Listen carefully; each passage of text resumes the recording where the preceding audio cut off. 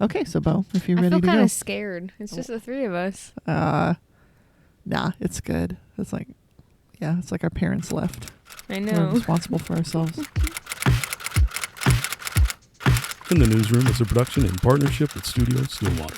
Every week, journalists from the Stillwater News Press invite listeners to join us in the newsroom and hear the story behind the stories. Hello and welcome to In the Newsroom. I'm Beau Simmons, editor of the Stillwater News Press, joined today by city editor Michelle Charles. Hello, good morning. Reporter Ashlynd Hoffman. Hello. It is. I thought for a minute. Is it the morning? No, it is afternoon. Have we? It's almost 2, Michelle. It is afternoon. It's Okay. my morning. I'm sorry. we- It was a rough night. I didn't sleep well. Slipping to another fugue state. This is the tired edition of Maybe. In the Newsroom. Maybe. All of us are like No. half asleep. The jittery, half caffeinated edition. That could be. Okay. Very well could be. Yeah, that's a normal day. To a certain Getting extent. it. This is yes. our baseline, probably. I would say so. Yeah. So I was thinking, this is not quite a special edition, but something we've talked about among ourselves, but not so much on here, is how we've tried to shift a little bit, I think almost industry-wide, in crime reporting. And, moving into more what we'd call justice reporting. So you look at every side of things, And the common thing we get is when something happens, something is reported, right? It first comes from a police affidavit or, something, an arrest, probable cause affidavit, an arrest affidavit, something like that. So you only get that one side of the story and it happens. But even in a broader sense, people are now looking at police logs, mugshots. We've started running fewer mugshots. I don't think we've ran a mugshot in a Yeah. year at least. Usually it's, and especially for minor crimes, we don't report as many minor crimes. But it got me thinking because, and I shared this with Ashlynd earlier, the European Union has this right to be forgotten law, that they passed in the last couple of years. And I don't know if something would happen here with that, but it has changed our thinking a little bit, especially, when, a lot of the calls we get are from people who have been, I don't know, they're just listed, they show up in Google searches because sometime, a long time ago, they were on our blotter that went online and now they show up with a public intox or something that just kind of embarrasses them. Yeah. Right. And because we're a college town, we have a lot of, people who commit the classic youthful indiscretion. Yeah, like a minor in possession, Yeah. something like that, which Right. it can usually be forgotten and forgiven. Right. I don't think a lot of people hiring hold that against too many folks. But, expungement law sort of became a big deal here just in the last couple of years. So we get a lot more people who will hire a lawyer to get their record expunged, which doesn't mean that they've been...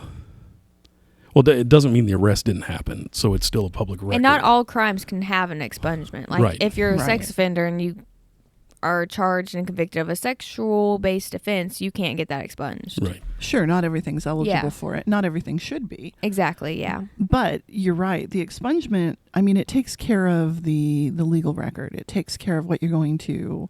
You go to OSCN and search for them, and it might take care of that. But it's not going to erase the internet. Right. That's the problem. It's like Yeah. we're the last hurdle Right. for people who want to be forgotten in Sure. a lot of places. And I think industry-wide, we're rethinking it. We saw, Michelle, you brought this up. What was the AP decide? What was it the AP had decided? The AP is no longer going to name people accused of minor crimes. Misdemeanors. Exactly. Things like that. Exactly. And then there are others. I think we've talked about this before, maybe not on the podcast, but I know, Beau, you and I have had a discussion about this, about some of the bigger papers in the country are starting to set up boards, and they're actually going and changing their websites.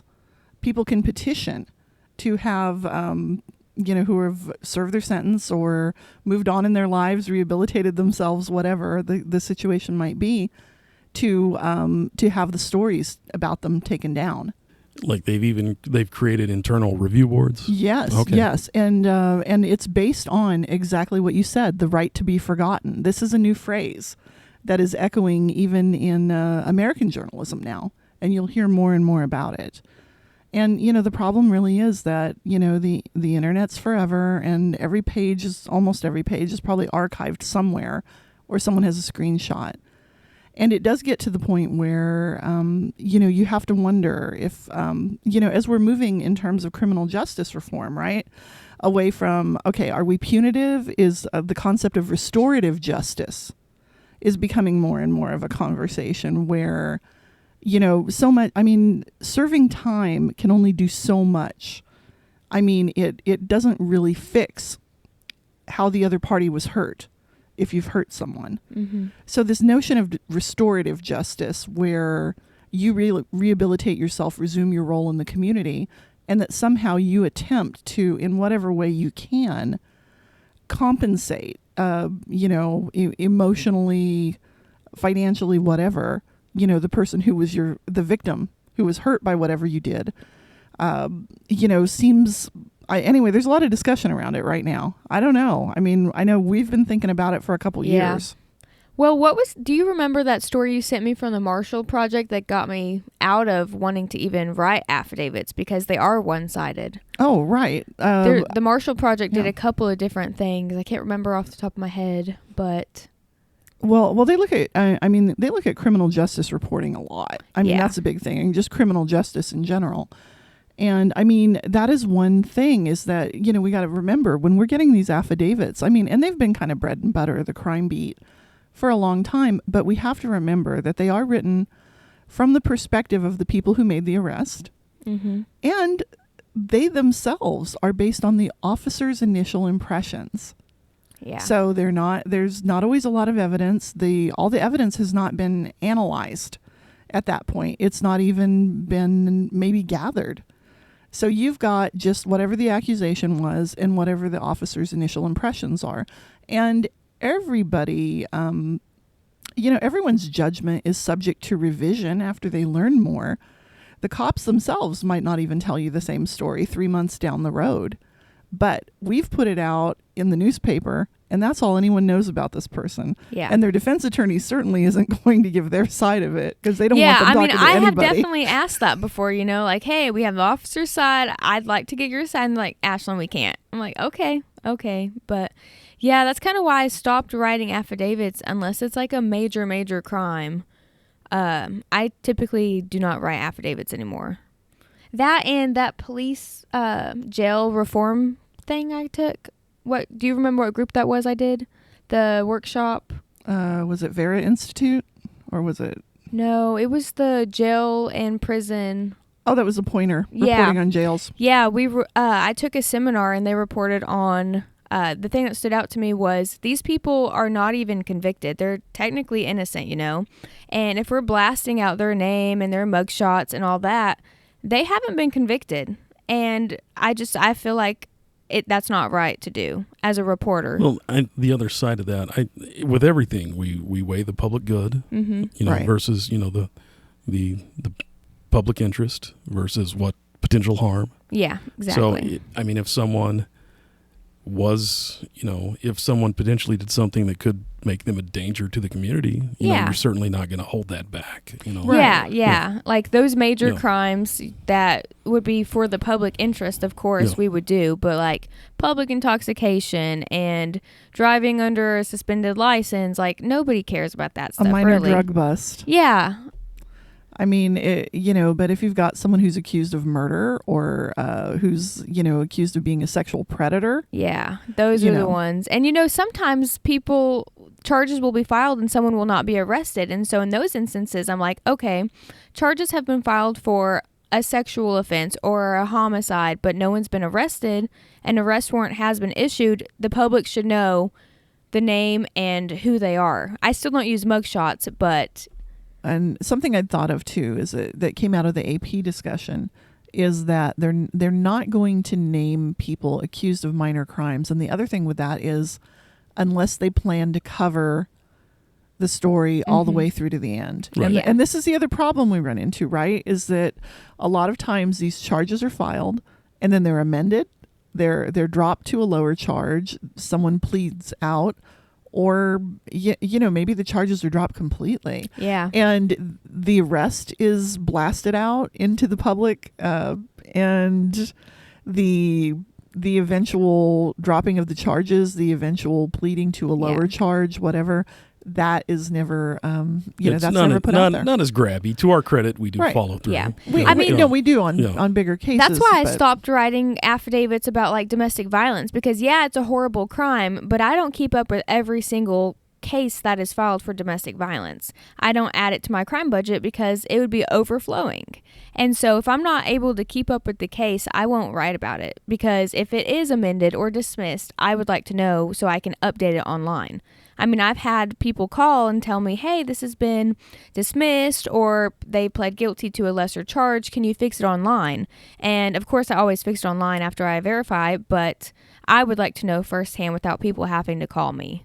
Right. And we do have sort of an in-house standard that we use, to update things online. I think usually I require proof of expungement. I require court records that we are able to access, and then we'll update it online.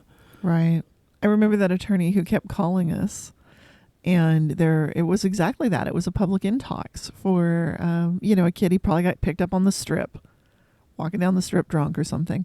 And he's graduated and trying to get a job. And I remember that attorney kept calling, and we didn't have like a corporate policy at that time, and we were still kind of grappling with it. And I remember he was really like, why do you want to ruin this young man's life? And I thought, well, I don't know that a public intox arrest when you're 20 years old is going to truly ruin your life. But, you can certainly see where it makes it harder when you're starting your career. By the time he's 35, no one's really going to care. I guess maybe when you're, 23 and just graduating, it would be harder. So it probably depends on your situation. And obviously what the crime was. Yeah. I don't know. It's something that, journalism, we're having to constantly evolve, right? As technology changes, as society changes, and we have to constantly examine the role we play. The thing I liked is the Marshall Project had this thing on how you identify people that are even charged with crimes. And they talk about using words like that humanize them, right, Michelle? Like, don't use convicted, felon, or ex-con, or things like that. Right. It really dehumanizes the person. And they've committed a crime, but someone can be separate from the crime that they have committed. They can be rehabilitated and reintegrated into society without us as journalists using ex-con and felon, drug trafficker, Right. Like, I sat down with an inmate at the jail, and she told me her story. She had a rap sheet, and she's like, Ashlynd, I had a rough life growing up. I didn't have someone in my life that could pour into it. And so every time I got released from prison, I just fell back because I didn't have a support system. And she's recently being transported to DOC, but it kind of made me think, like, I wrote a story about her, about being a drug trafficker and her repeat offenses and all that. And, sitting down talking with her, I kind of felt bad. I was like, maybe I shouldn't have used those words to describe this woman, because I don't know her and I don't know why she's in this situation. Well, and the interview you did with her was in a completely different context, right? Yeah. You were looking at a different part of her life. Yeah, and she was chosen by the jail administration, and they said, like, that she's really a great person. She pours into the lives of the younger inmates. She tries to tell them, like, hey, stay off drugs. This is what will happen. So it's not like she's just out selling drugs. She said she falls back into it because she has no support system. So she falls back into the old habits with old friends. And then it's just a vicious cycle. And I talked about sort of being, if we are this hurdle for someone to re-enter society, then it's like, are we the We're not last, helping. Are we the last thing? Yeah. What is Right. the public good if we're the last thing that prevents someone from becoming a productive member of society and a taxpayer, you know, Right. Yeah. and you know, getting a job or whatever. But Well, I was thinking of, I mean, it's possible even to, we have to be so careful because we actually do have, I mean, even though we don't sit in the room and feel powerful, we do have a lot of power to impact people's lives, Yeah. for sure. And I mean, I can think of a specific instance where I was covering something that a group of young people were doing, and it was, you know, related to protests. And they were basically challenging an administration, a bureaucracy, as it were. I'm being kind of vague because I don't want to make another problem for them. And basically, I just took a photo and I wrote a cut line and I said, hey, they've been trying to get this done for a while and they finally succeeded and this is them celebrating. And some of the officials took issue with the language in my cut line and the timeline that it implied. And they said, well, you know, they didn't actually ask to meet with us until just, you know, they sent an email 3 weeks ago.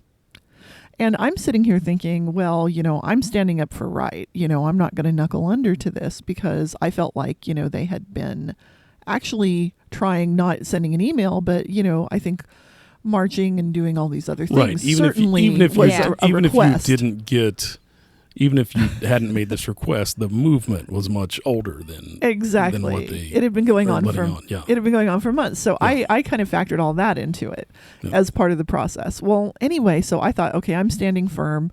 You know, it kind of went away and I thought it was fine. And then I found out later on, I got a request from one of the young women asking me to change the cut line. And I realized that they were getting pressure. And then I found out later on that she had actually had to go make a personal apology to someone. And, you know, and it's a classic case of thinking you're being an ally, thinking you're being helpful, thinking you're fighting the good fight, and inadvertently making things more difficult for the person you're trying to help. And on, you know, the other part of that is if someone has an issue with your story, they should bring that issue to you and not the subject of the story, right? Right. Yeah. Yeah. Well, that didn't sit well with me either. Right. No. Yeah. That really didn't. I thought it was a terrible thing, but just the idea that, you know, but see, I had the standing to stand up and say, no, I'm not going to change it, or I will, but hey, whatever. And this young woman didn't, or she didn't feel like she did. And so, you know, what it did was it took that pressure and it pushed it onto someone who was more vulnerable. And that's what I didn't feel good about. So, I mean, we really do have to think about that stuff. I mean, Yeah. and we're talking journalism a lot about like human-centered language, right? You don't talk about the disabled. They're people with disabilities. And sometimes even that terminology changes now, right? I think that community prefers disabled. There you go. Okay. I think AP style, Yeah. they sent something out about that, Yeah. like an update. But to not, you know, people Yeah.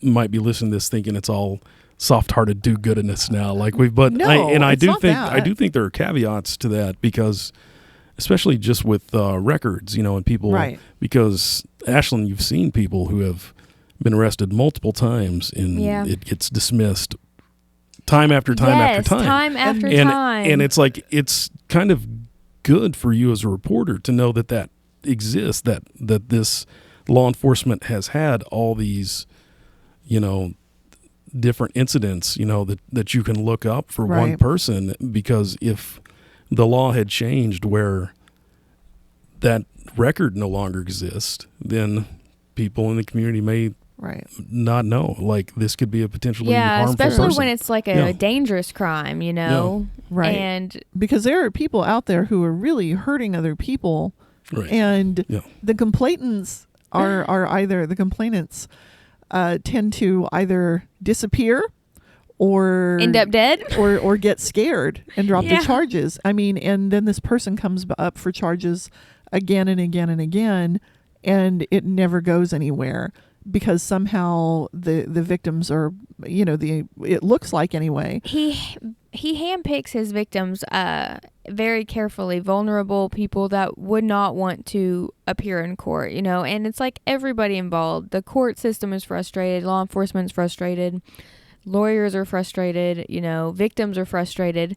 But it's nice because I can keep track of these. And I followed this guy and I went back and went through probably like 2008, where he was charged with all kinds of stuff from 2008 all the way up to, I think the most recent was like 2020, I would say, when he was charged with something. So that's nice to have, because these are not like little tiny crimes. They're like major crimes. So that is nice to have those kind of records. And that's where you get into that community safety, even though Yeah. maybe the charges wind up being dropped. It's still a matter of safety to the Right. community, because it's generally understood by everyone involved that this is a dangerous person. And Sure, law enforcement know who he is, and, you know, they're like, well, I saw him, and I'll hear it on the police scanner that, you know, he's been accused of an assault or something, and law enforcement are looking for him. But everyone knows who he is, and so it's like, it's frustrating for everyone involved. Well, I mean, think about Bill Cosby. Right. It was overturned, but he was not exonerated. Yeah. No, Yeah, he was no, not. it was a technicality. Yeah, it was a mistake from a former DA that Right. offered him immunity, apparently, you know. So it's like, so if you're consider yourself a justice reporter, you're still looking into these things. You're still Yeah. looking Right. out for your community. Sure, it's Yeah. big picture, right? Yeah. I mean, that's really what it is. I mean, and it's important for us to, it's not just the human-centered language. And I know a lot of people think a lot of that stuff sounds like, it's just overly, politically correct. It's all, soft and squishy and, warm and fuzzy and all that. But it's really the fact that we're writing about human beings. Every story that we write, it's about a person or it's about a policy that affects a person. I mean, we're writing about our community, and ultimately that's made up of human beings.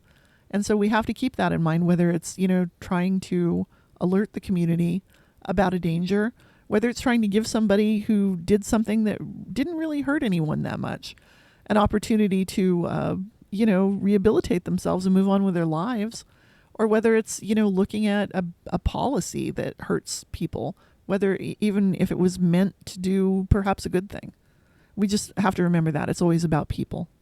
Yeah, and a lot of drug charges, I'm not going to say a lot. I've seen several that will go through drug court and then the charges will be dropped and dismissed because they completed drug court. So, I mean, there's really no sense in writing up every single drug affidavit, because addiction is a real problem, and I don't feel like that's something I would want to just push out into the public 24/7, because we all know that drugs are on the streets. We all know people are arrested for drugs. But people are also going through programs to be sober.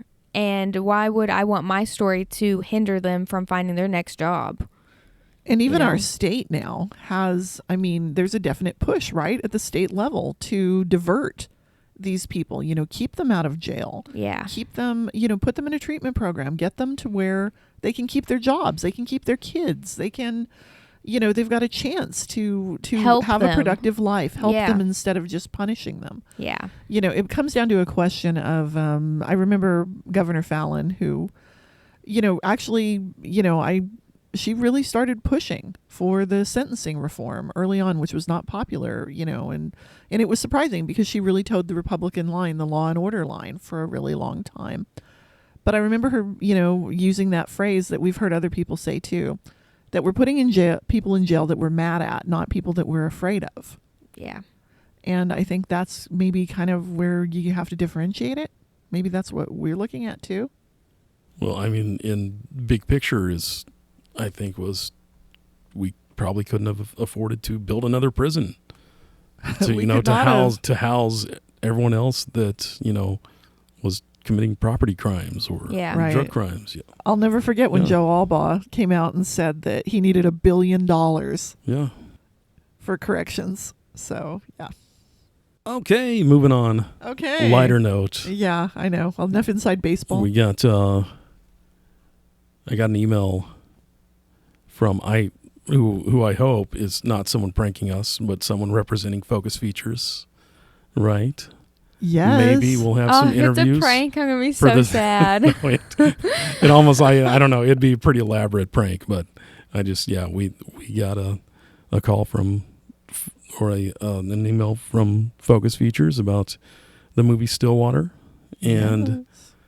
potentially Michelle could interview her third or fourth celebrity, maybe. Oh, that would be cool. I mean, I didn't think I was You like become going the to work. celebrity reporter. Right. I didn't think I was going Yeah. to work for like Access Hollywood when I got a job here, but that's kind of fun. I think that's super cool. It was funny because in the email she asked if we had a preference as to which of the talent we would want to interview. And there was a part of me I kind of thought, well, duh, I mean, Matt Damon. well, not only that, but Abigail Breslin too, because I'm fascinated with her. I mean, this is a kid who won an Oscar, Yeah. and I loved the movie Little Miss Sunshine, but of course now she's an adult and she's been acting this whole time and has transitioned into adult roles.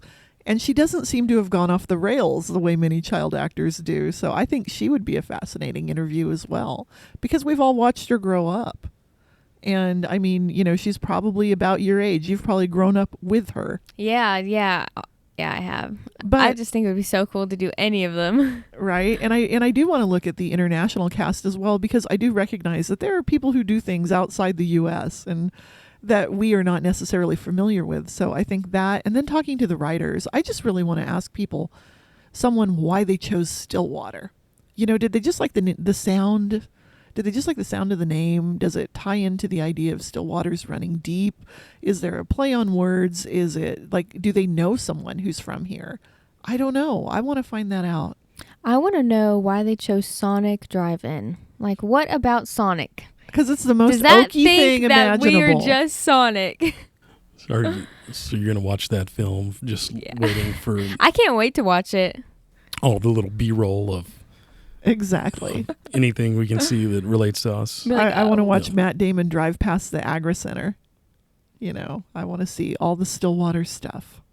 I know, me too. I mean, I guess it's got some initial good reviews, a few mixed reviews, but it's a serious movie. It is, as I said before, it's a proper film. But what I mean by that is, we're talking like Academy Award contention. This is a, this is a prestige sort of film. Actually, it's not, and I don't mean to downplay any of the other fine productions that have been filmed in our city, but a lot of them have tended to be smaller releases, or they're more like straight sort of, to cable or something like that. or yeah. straight to DVD well, DVDs if they existed, streaming, we've had a lot of like this sort of Christian films, which are very popular and they do well, but a lot of them have been sort of these niche sort of market films, and this is the first of several big studio, big budget films that have been filmed in this area. So that's very exciting.